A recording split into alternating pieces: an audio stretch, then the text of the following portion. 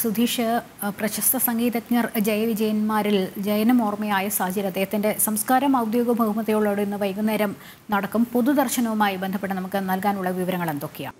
ലക്ഷ്മി, ഇന്നലെ പുലർച്ചെയോടെയാണ് പ്രശസ്ത ഗായകനും സംഗീതജ്ഞനുമായ KG ജയൻ വിടവാങ്ങിയത്. അദ്ദേഹത്തിൻ്റെ ഭൗതിക ദേഹം ഇപ്പോൾ മോർച്ചറിയിലാണ്. അവിടെ നിന്നും 8:30-ക്ക് ശേഷം വീട്ടിലേക്ക് കൊണ്ടുവരുമെന്നാണ് അറിയുന്നത്. രാവിലെ വീട്ടിൽ ഇതിൻ്റെ സംസ്കാരത്തിൻ്റെ ഭാഗമായുള്ള മറ്റ് ആചാരപരമായ ചടങ്ങുകളൊക്കെ നടക്കും. ഉച്ചയ്ക്ക് ശേഷം 3 മണി മുതൽ 5 മണി വരെ തൃപ്പൂണിത്തുറ ലായം കൂത്തമ്പലത്തിൽ മൃതദേഹം പൊതുദർശനത്തിന് വെക്കും. അവിടെ നിന്നും തൃപ്പൂണിത്തുറ ശ്മശാനത്തിൽ എത്തിച്ച് 5:30-യോടുകൂടി ഔദ്യോഗിക ബഹുമതികളോടുകൂടി സംസ്കാരം നടത്താനാണ് ഇപ്പോൾ തീരുമാനിച്ചിരിക്കുന്നത്.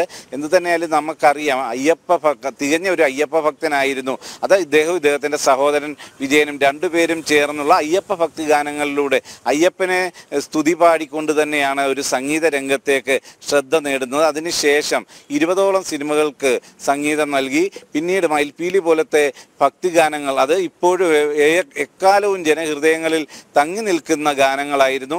ആ ഗാനങ്ങൾക്ക് ഈണം പകർന്നതും സംഗീതം നൽകിയത് ജയവിജയന്മാരായിരുന്നു. ആ രീതിയിലെല്ലാം തന്നെ വലിയ രീതിയിൽ ശ്രദ്ധ നേടിയ ഒരു സംഗീതജ്ഞൻ തന്നെയായിരുന്നു KG ജയൻ. ആ ഒരു സാഹചര്യത്തിൽ വലിയ രീതിയിലുള്ള ഒരു ദുഃഖമാണ്. നമുക്കിപ്പോൾ സമൂഹ മാധ്യമങ്ങളിലെല്ലാം നോക്കിയാൽ തന്നെ ഇന്നലെ ജയൻ്റെ പാട്ടുകൾ മാത്രമാണ് കാണാൻ. ആ രീതിയിൽ ഓരോ ഗാനങ്ങളും അതിൽ നിറഞ്ഞു നിൽക്കുന്ന ഒരു സാഹചര്യം ഉണ്ടായിരുന്നു.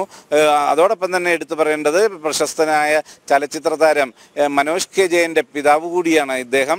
ഇന്ന് വൈകിട്ട് 5:30-യോടെയാണ് അദ്ദേഹത്തിൻ്റെ സംസ്കാരം നടക്കുക. ഇന്ന് വീട്ടിലും അതിനുശേഷം തൃപ്പൂണിത്തുറയിലെ ലായം കൂത്തമ്പലത്തിലും എത്തി അദ്ദേഹത്തിന് അന്തിമോപചാരം അർപ്പിക്കാനും യാത്രാമൊഴി നൽകാനുമായി അനേകം പേരാവും എത്തുക. അതിൻ്റെ തിരക്കുകളും മറ്റും നിയന്ത്രിച്ച് അത് കൃത്യമായി തന്നെ എല്ലാവർക്കും മൃതദേഹം ദർശിക്കുന്നതിനുള്ള സാഹചര്യം ഒരുക്കാനുള്ള ക്രമീകരണങ്ങളും പൂർത്തിയായിട്ടുണ്ട്. ലക്ഷ്മി.